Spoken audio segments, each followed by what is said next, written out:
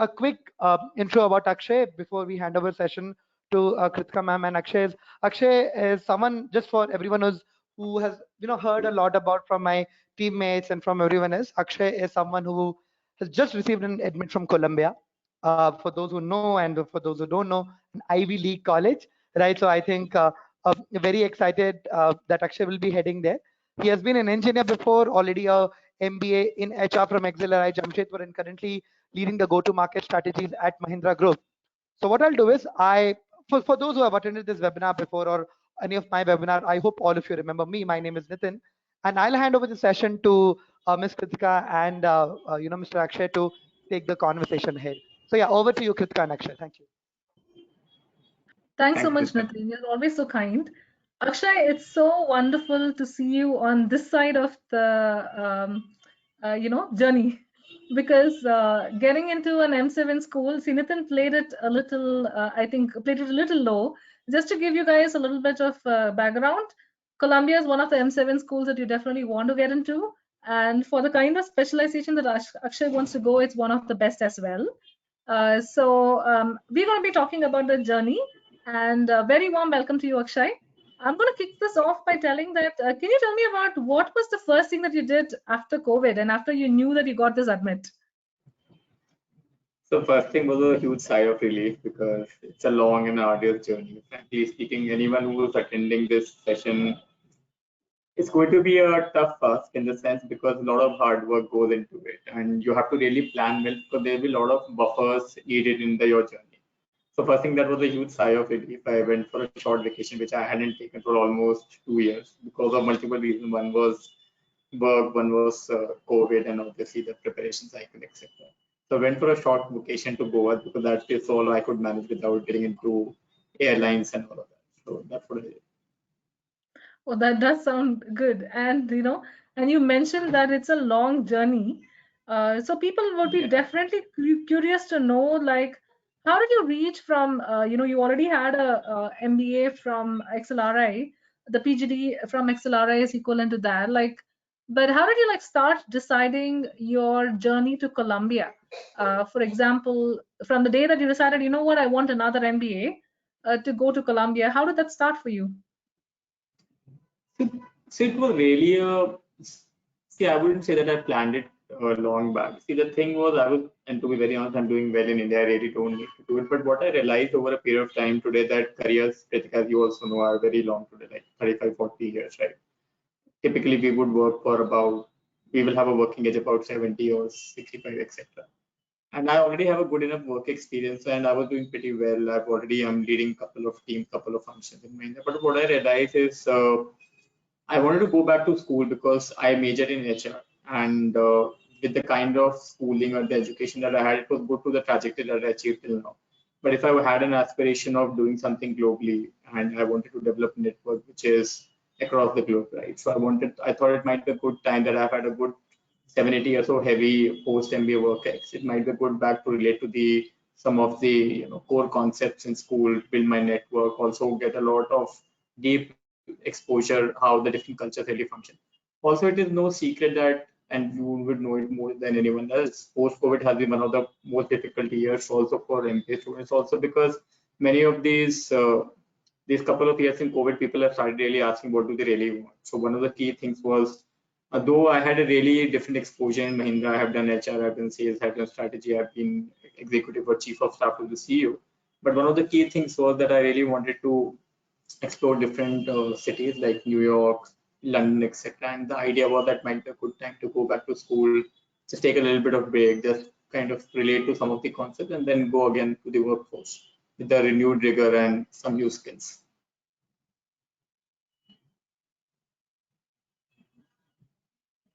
Excellent. So Akshay, like one thing that everyone asks and is curious about is like, do we really have to forgo everything else when we embark on this MBA project? And so of course everyone wants to know, like, hey, what's your GMAT score?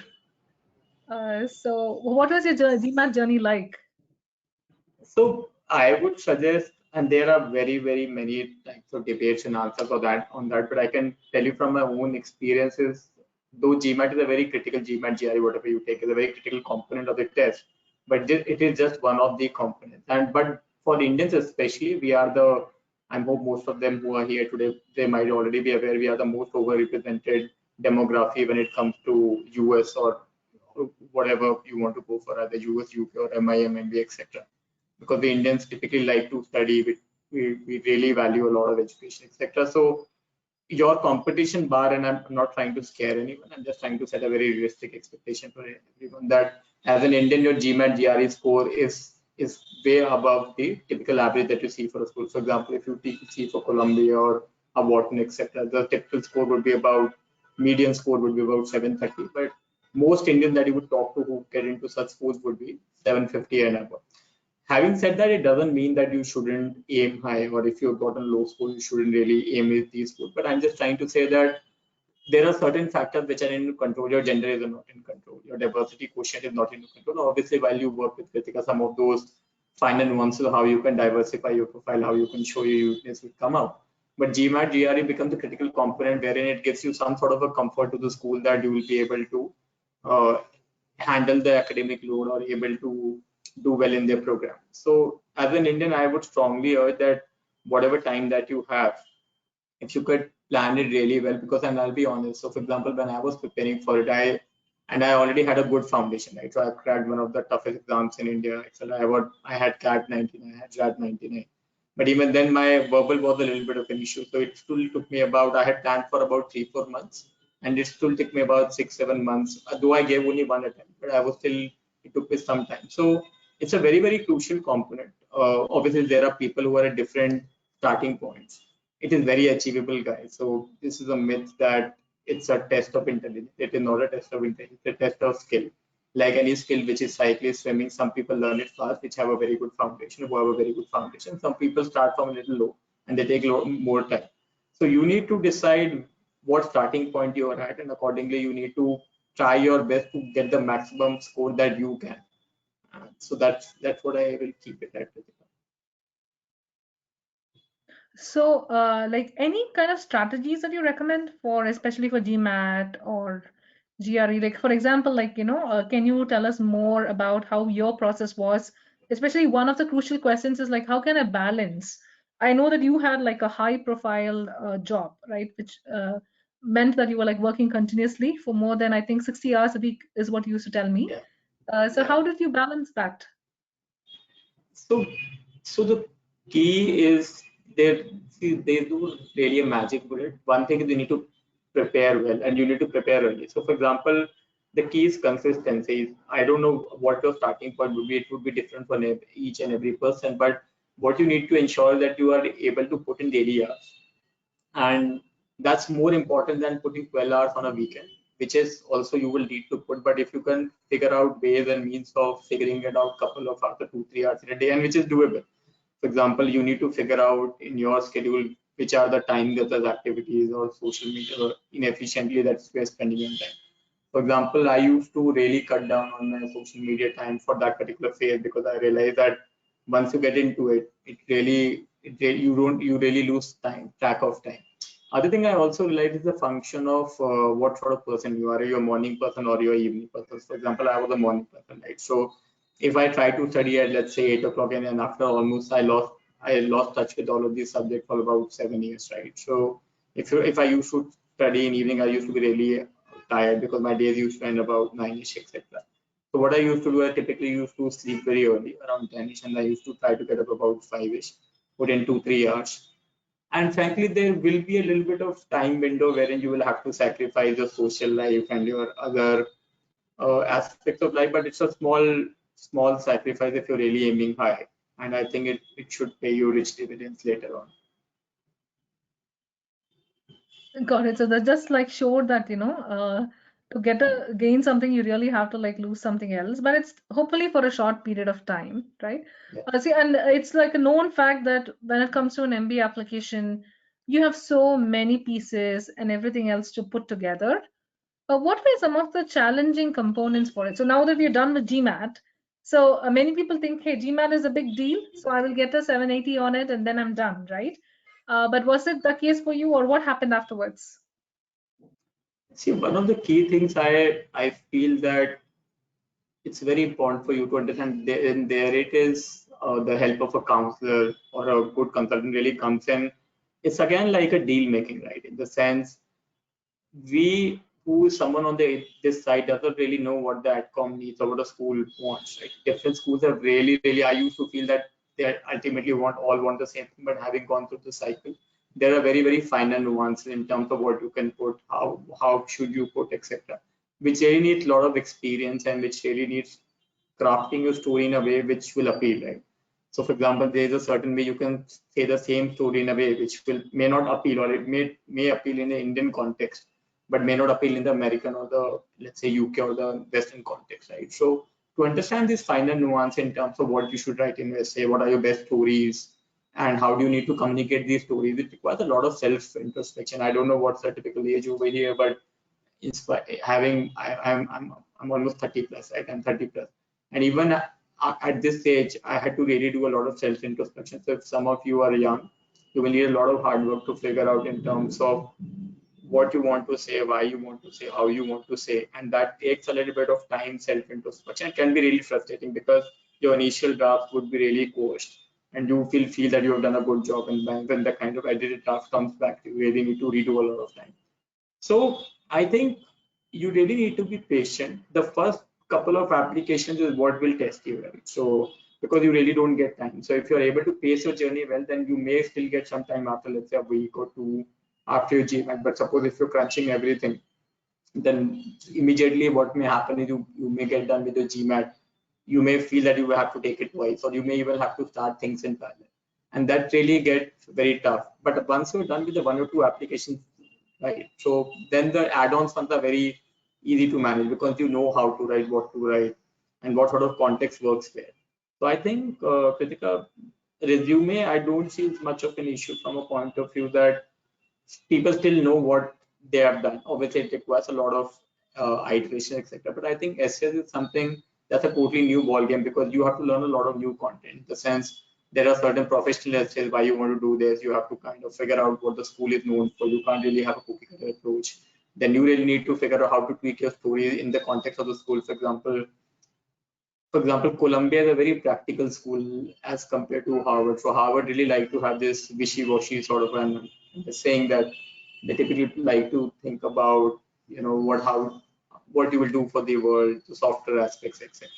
But in Columbia is very practical, and they have a very differentiated approach in terms of they want to understand who you are and what you want to do, without getting into that sort of a Stanford Harvard essay style, which is much more personal than as compared to some of the other schools.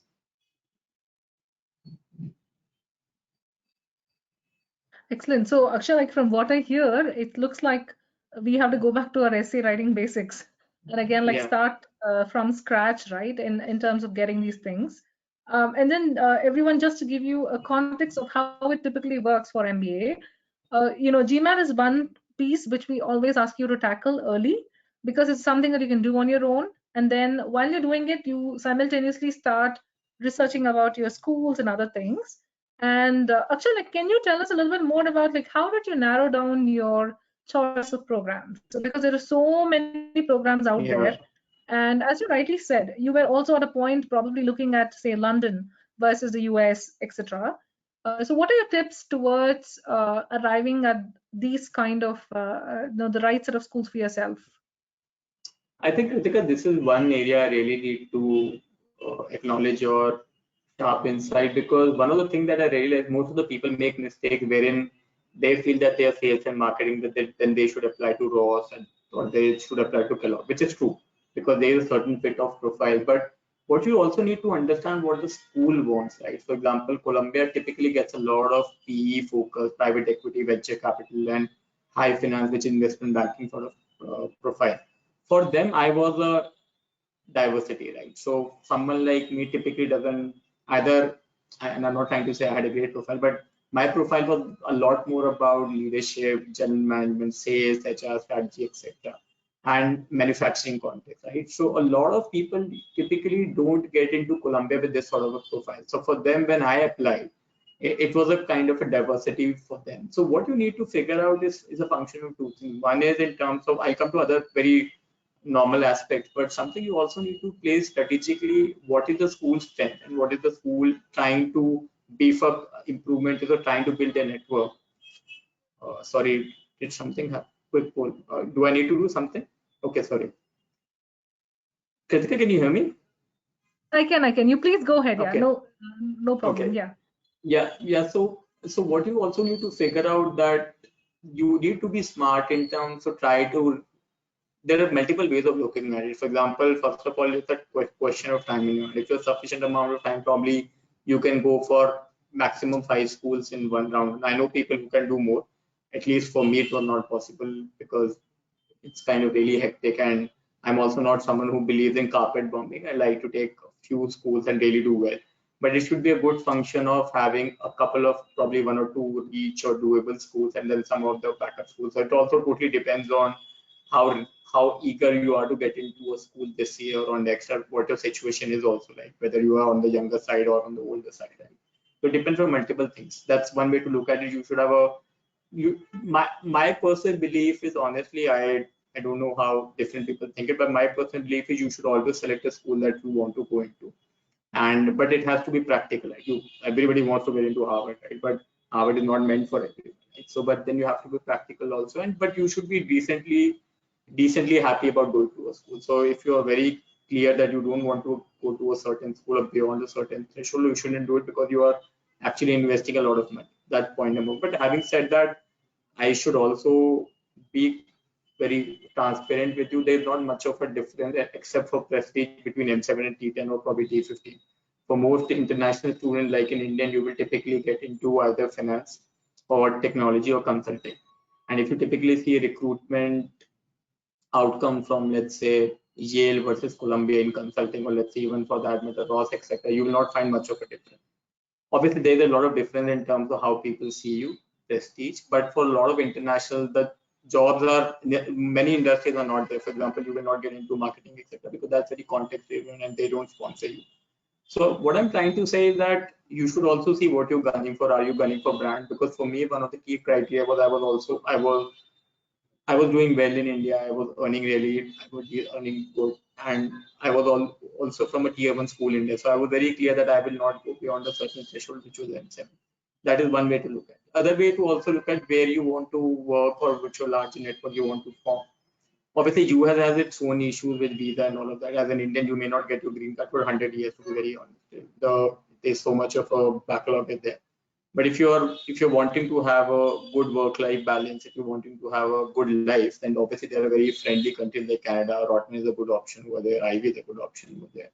And then there are options like INSEAD in France and London Business School, HEC Paris, etc. It totally depends what you really want to do. For me, US was a key market because I was going for a global exposure. I was going for a brand, and I was going to build my network out there, right? So that's where I was. That's how I decided that these are some of the school. Kellogg could be one, Columbia could be another, somewhere I wanted to apply it into. Got it. Excellent. So just to give you a check on the audience today, I'm just going to share the poll here. Majority of people are like, about the 2 to 4, 4 to 7, and 7+.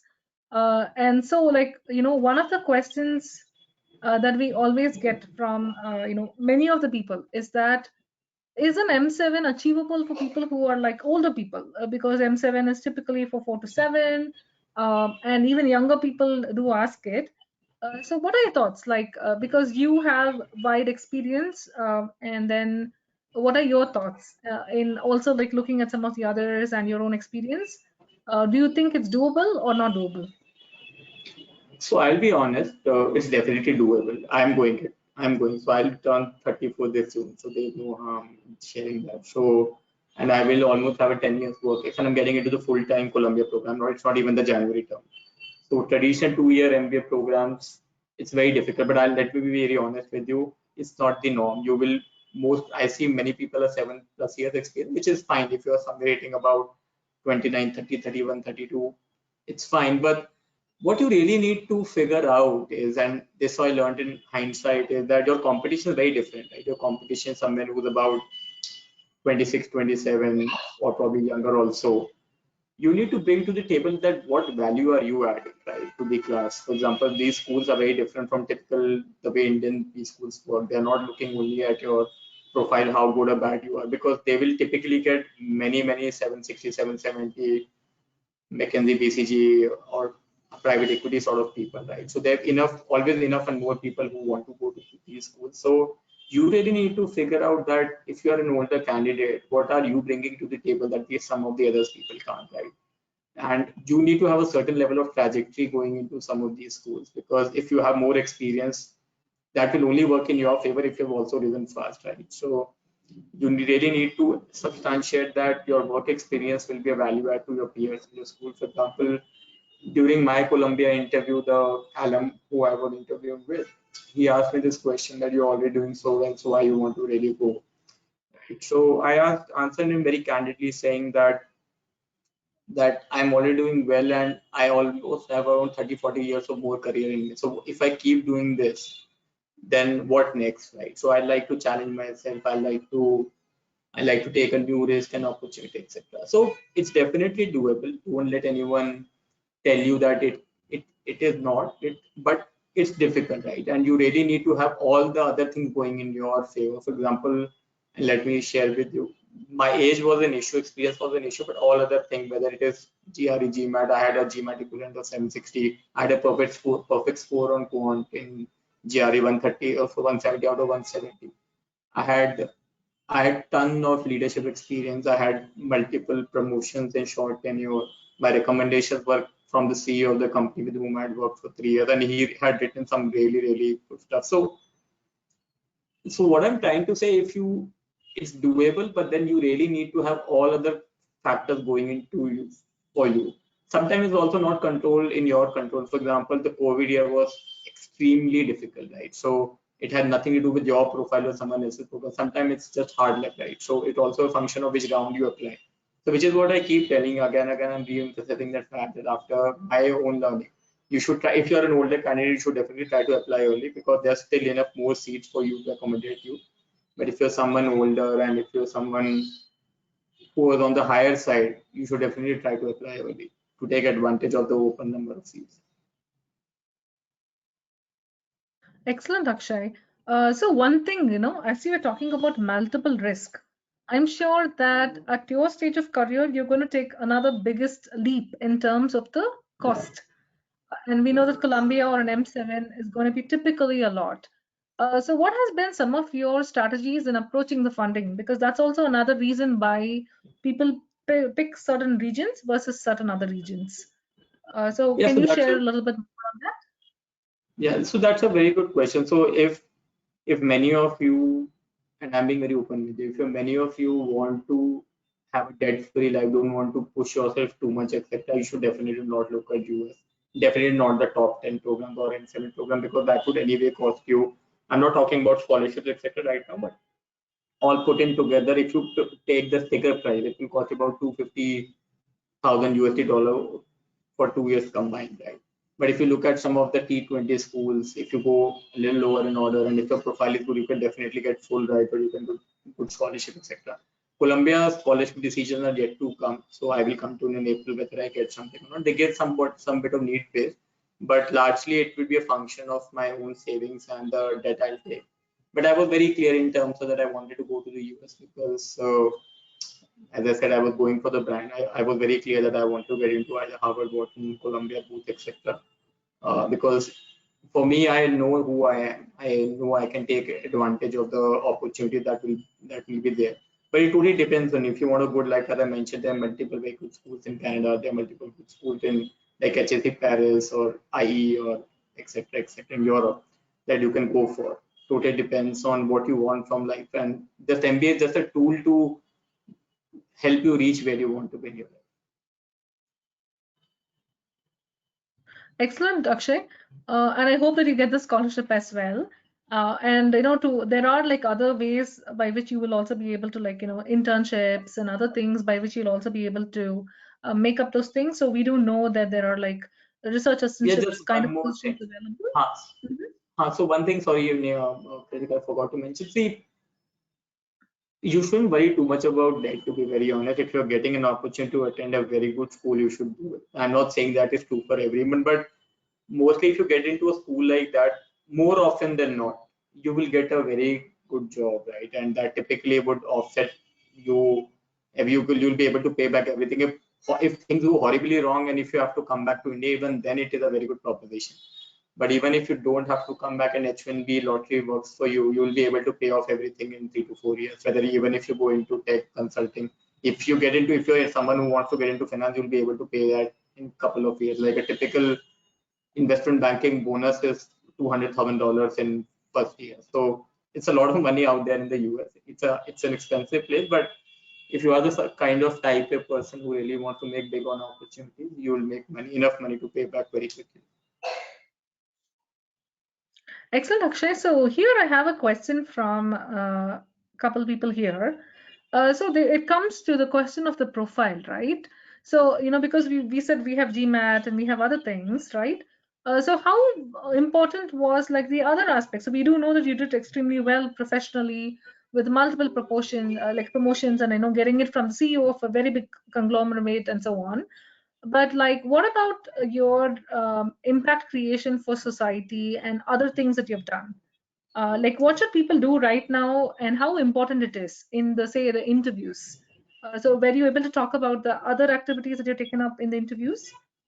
Yeah, so that's a very good point, guys, because one thing you would typically find an issue with most Indians, I don't know how it is right now, but we are very unidimensional. Either we'll be very education focused, career focused, or let's say if somebody is like something else. So, but mostly people outside in Western world, they are very rounded, right? So they have a life outside work, they have a life outside education. My suggestion at this point in time is, I don't know if you're going to apply for this now, probably starting something from scratch in a new direction may look very fishy, but I'm sure that each of us have a lot of interest, right? And each of us have a lot of hobbies. If you can show some sort of a continuity, for example, for me, there were 2 or 3 major things. One was volunteering. So, and I was very focused in helping students because I got really helped, I got mentored really well. So I had over the course of my last 10 or 12 years, I had done something in Excel, or I had done something in before that during my engineering days. Then I had done something in Mahindra. So I was able to tie that knot, and I was able to kind of bring that theme that I'm someone who I really like to help people grow. So that was one of the themes. The second thing for me that stood out was it may not be so much about, let's say, other, but I'm an avid reader of books, right? So that was also one of the key things that really helped me have very good conversation during my interview. So you need to really figure out that what are a couple of things in your hobby or something that you have done consistently over the years, and if you could show some sort of continuity and build more on that than trying to start something from scratch if you're trying to aim schools in next 6 to 7 months. Excellent. I think like it brought back college memories, right? And like other, I think another life back into you, right? And that's why I say that when you start looking at an MBA, you start looking at other aspects of your life and kind of like making sure that Yeah. it's on the right track as well. Here's another very interesting question, saying that like, do you really think that in this technology-enabled management world, does the MBA still have value? And So what are that's your thoughts on so that's a very good question, but let me answer it very honestly with you. See, it is not about an MBA. It is, and to be very honest, not about an MBA. It's not about an MS. It's not about a PhD. It's about you doing something that gets you the opportunities that you feel that you're worthy for. Right? So, for example, some of us are able to build multiple billion-dollar businesses without doing any sort of a schooling. If you're that sort of a person, you are most welcome to do that. But what I've seen, at least in my life, and the kind of person that I have, so I have been from a service background, right? So I honestly don't know, at least at this point in time, that whether I'll be doing something entrepreneurial in the next 5 to 10 years. Right? Even if I had to do, my basic question to you is that how do you how do you grow, right? We all have multiple courses that you could do online, but you don't go to any global university for the courses or the academic. Academic is just a small part of it, right? It's about the kind of quality of people that you meet, right? So it's about the caliber of student that you people that you will interact with, whether it is faculty members or students or let's say the larger ecosystem of the university.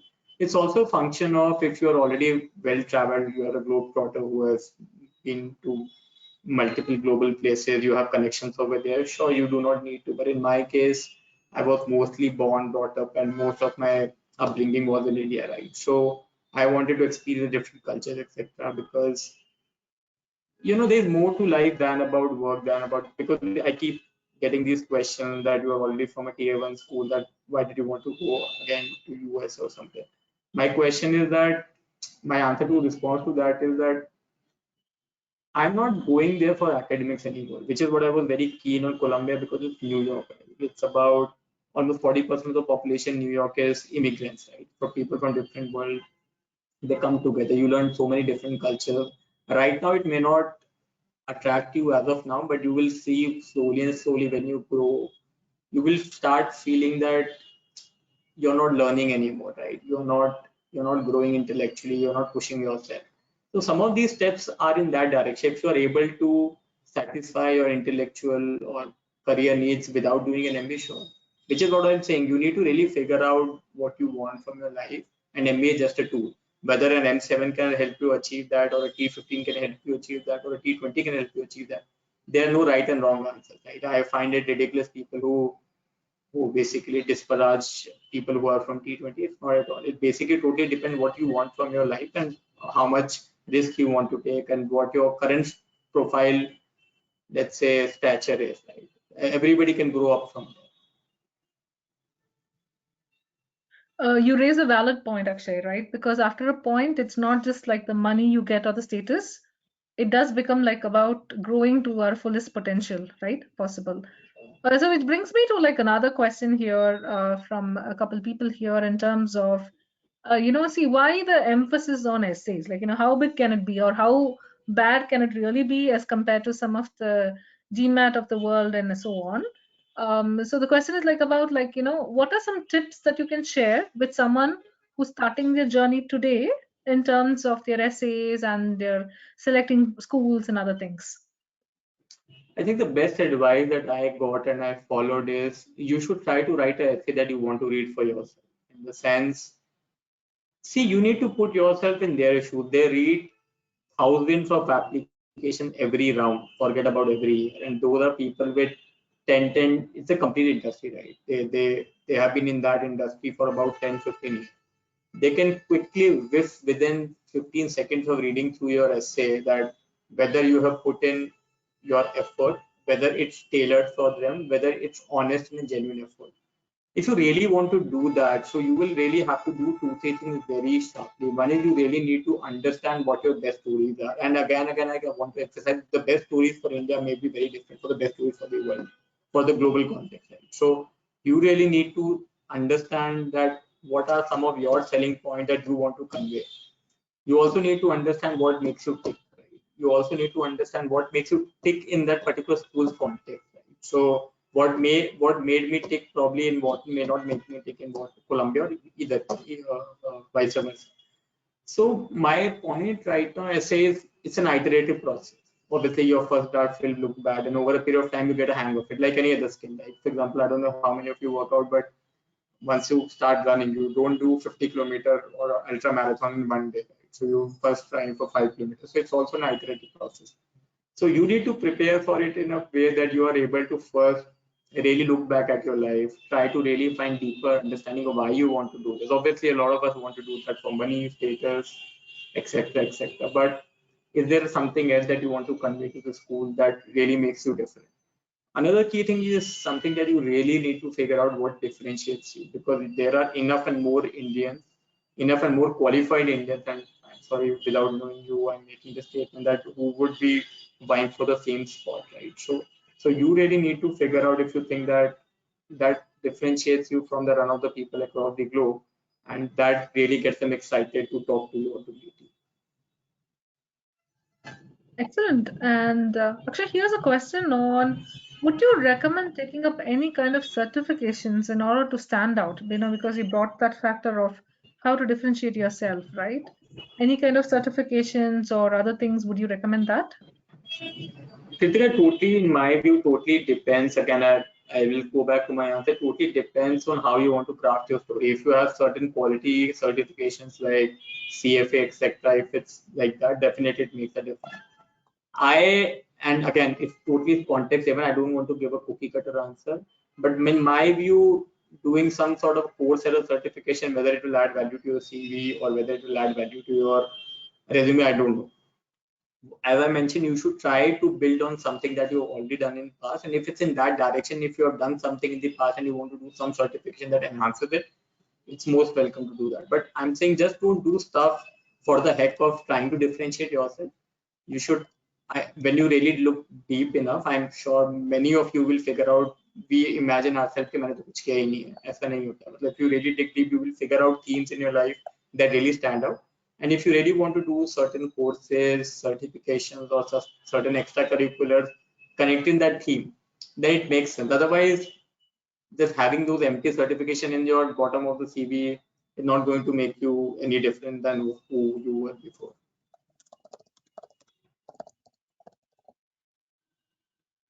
I completely agree with you, Akshay. Like, because doing it for the sake of doing and then like amassing all the different certifications doesn't really help unless you can actually do it. And coming to a couple other questions here is like, why did you not think about a 1-year MBA? Because you're so older, comparatively speaking, you do have the option. So, what was your reasoning for the 2-year MBA versus 1-year MBA? That's a good question. So I was also divided about 1 year versus 2 year. One thing I was very clear that I didn't want to. My focus was on US because I wanted to get into Amsterdam, as I mentioned before. That was my first preference per se.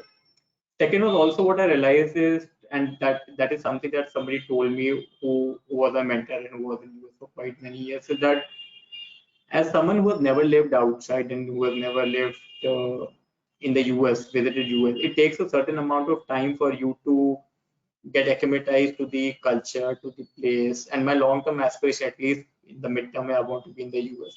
So it just helps you settle faster. It helps you. It gives you an opportunity to do internship. For example, if there's certain thing that you want to try out, it just that 1 year doesn't give you that sort of option. It's just you quickly go and you quickly go out. There's not much of an option for experimenting it.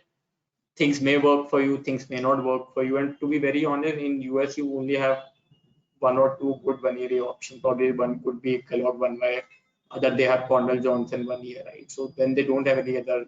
And obviously Columbia had this January term, but it doesn't really help because it's almost like a 12, 13 month program, 13, 14. The only component which is not there is not internship. So as an internship, sorry, as an international in for US recruitment, you really need internship because that's the modus operandi of how recruitment works in the US as compared to UK. In UK, there's a very well ecosystem wherein, for example, when I say UK, I mean Europe. For example, INSEAD is established that way. But most of which is why you find a lot of INSEAD people find it difficult to get recruited in the US because typical recruitment in the US happens through the internship route, which typically happens in a 2 year MBA.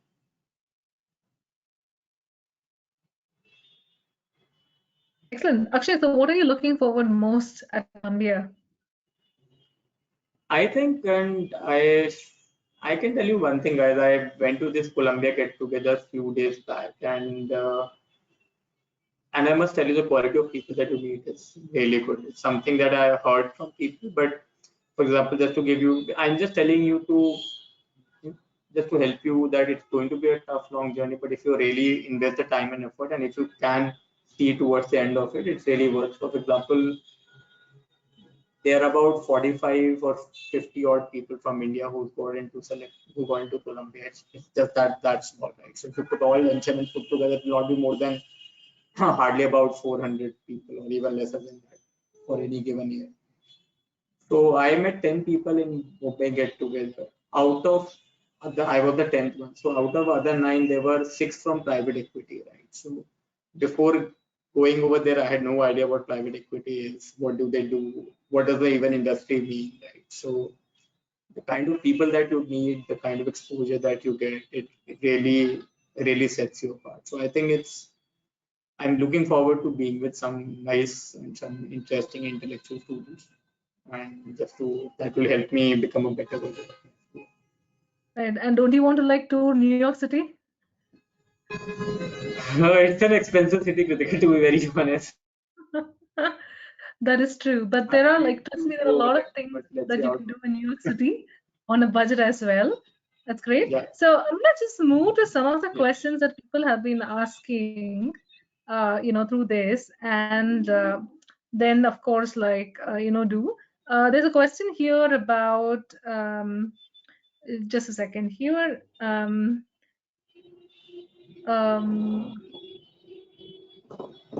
So, like one of the candidates is telling that he's so honest with his experience and quality. I like to appreciate that. Yeah, and yeah, thanks so much, Akshay, for that. Because many people just gloat over things or do not like tell what it takes and so on. But the thing is that it is like a competitive sport in order to get into a top M7 school, no doubt about it, because you practice so much and so on. But here's a question about like how do you go about preparing for the interviews for those B scores? Is it like tough or you're done? So, or can you say that is there any point during the MBA application where you feel like I'm done, right? Or there's no such thing? So, it's a very interesting question because there are two things which I must tell you. One is, and again, I want to emphasize this fact. Sometimes it may take you more than one admission cycle to pursue your dream, and which is completely okay. And for example, it took me 4 years to get to Excel. I cracked Excel in the fourth year, so I couldn't really score first 3 years. And you know how competitive Indian exams are, so I couldn't. I used to get about 97, 98. So sometimes you really need to keep trying, and hopefully over a period of time you'll be able to work that. So I'm just saying for some of you, it may be more than one admission cycle, and totally depending on your context, you shouldn't be totally discouraged by it. Obviously, you will be discouraged by it. You will be very heartbroken. It's an intellectual thing to say and to one thing to feel it. But I'm just saying it's fine. Once you get over it, you all things will fall in place. In terms of interview, again, it's very different because most of the interviews in India, again, with me, I screwed up my Harvard interview. I'll be very open with you. That was one call I prepared a lot. But what I realized is in the Western world, an interview is more like a conversation. Right? It's like what we're doing right now. It doesn't have to be, you have to be prepared, but you have to be very natural. You have to be very spontaneous. You have to be very something like an honest conversation. Over there, people don't like the way we typically do in India, right? You will go for example, when I remember going and I bottled that behavior, what I did over there. So, but that mistake I corrected for Colombia.